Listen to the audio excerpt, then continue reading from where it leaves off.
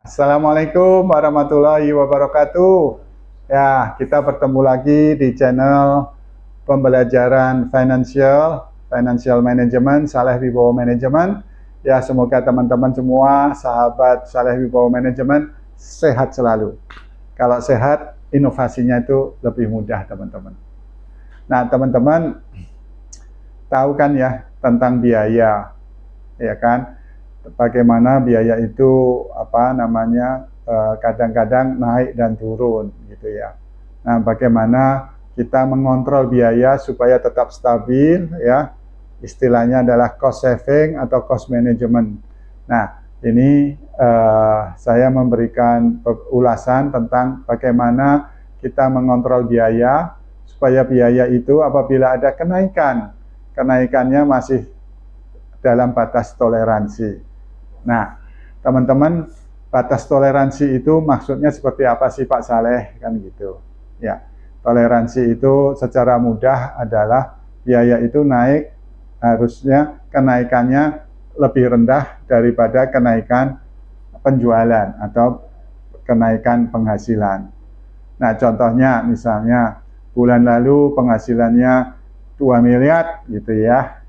Kemudian biayanya adalah biaya total ya, kira-kira 1.700.000.000 gitu, ya kan?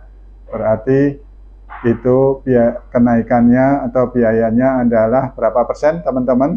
1.700.000 dibagi 2 miliar, berarti sekitar 85%, ya kan? Nah, rasio ini yang dipegang. Nah, kemudian apabila ada biaya yang naik atau penjualannya naik jadi 2.100.000.000, maka biayanya kita anggap rasionya juga harus 85%. Dalam hal ini kira-kira biayanya hanya masuk sekitar naiknya 1.770.000.000. Nah, ini artinya yang masih di bawah toleransi.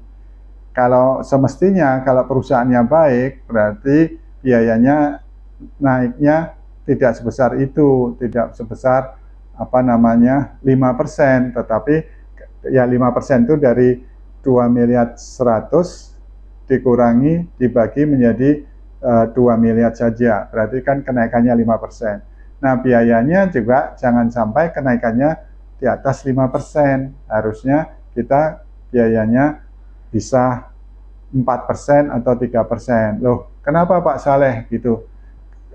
Biayanya juga harus turun gitu. Karena kita sudah punya economy of scale gitu ya. Karena penjualannya banyak, biayanya juga tidak perlu naik sebesar itu gitu. Nah, itulah kunci bagaimana kita mengendalikan biaya. Kita harus pertama lihat kenaikan revenue dulu, berapa persen. Kalau revenue-nya naik 5%, itu biayanya kita bandingkan dengan bulan lalu tidak boleh naik dari 5%. Kenapa sih kok seperti itu? Kan itu hal yang mudah. Kenapa kita ribet-ribet seperti itu? Karena sebetulnya ada kenaikan biaya yang melebihi penjualan, itu ada kita mungkin bisa mendiagnosis bahwa perusahaan ataupun proses pencatatannya kurang sehat. Berarti ada culture operational excellence yang tidak dilaksanakan. Contoh misalnya, ketika naiknya 5% atau itu katakanlah ya seperti itu, biayanya naik jadi juga sekitar bukan 1.700.000.000, 1.700.000.000, tetapi naik jadi 1.950.000.000. Oh, ternyata ada proses pembagian bonus tahun lalu yang dibagikan tahun ini, yang dicatat seluruhnya, karena bonusnya 200 juta, katakanlah 250 juta dicatatlah di situ semua. Padahal teman-teman, bonus itu seharusnya sudah mulai dicicil atau dicadangkan dari 12 bulan sebelumnya. Nah, inilah kenapa, supaya catatan kita itu stabil dan teratur sesuai antara biaya dan revenue-nya. Nah, itulah yang disebutkan matching cost against revenue. Jadi disesuaikan cost kita dengan revenue yang ada. Artinya usaha-usaha kita harus dicerminkan dengan kenaikan-kenaikan cost, ya kan? Jadi inilah sebetulnya problem tersembunyi. Kadang-kadang accountant kita kurang karena saking banyak pekerjaan atau mungkin ketidaktahuan, ya. Jadi mereka lupa melakukan itu. Jangan panik, lakukan diagnosis lagi kenapa, dan kenapa. Nah, kalau Anda melakukan diagnosis itu, kemudian bicara kenapa, yuk kita bisa perbaiki dan sebagainya, karena itu bukan the end of the day, ya, itu kita bisa lakukan.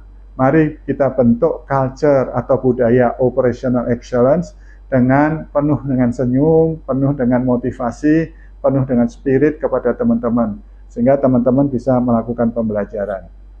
Namun demikian, saya mengerti ada beberapa kendala apabila perusahaannya sudah besar, yaitu CFO tidak punya waktu atau tidak sempat. Maka berikanlah ke kami akan melakukan pendampingan, kita akan bikin framework yang memudahkan CFO atau owner untuk melakukan kontrol-kontrol biaya.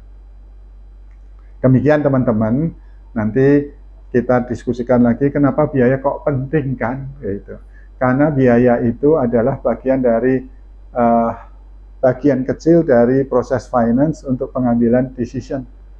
Finance for decision making support atau finance for strategic decision support itu. Nah, makanya pencatatan biaya itu harus benar lebih dulu secara konsepnya, secara prakteknya. Nah, itu teman-teman, moga-moga penjelasan yang singkat ini bisa membantu atau memberikan pencerahan atau memberikan confidence level yang lebih lagi kepada teman-teman CFO ataupun owner, karena teman-teman CFO ataupun teman owner mempunyai teman staff, yaitu Saleh Wibowo atau ASA Management Consulting untuk membangun financial operational excellence. Sekali lagi, mari kita bangun financial operational excellence sehingga perusahaan kita akan menjadi perusahaan yang handal di dalam sisi komersialnya. Demikian, apabila ada pertanyaan silahkan nulis di kolom komen.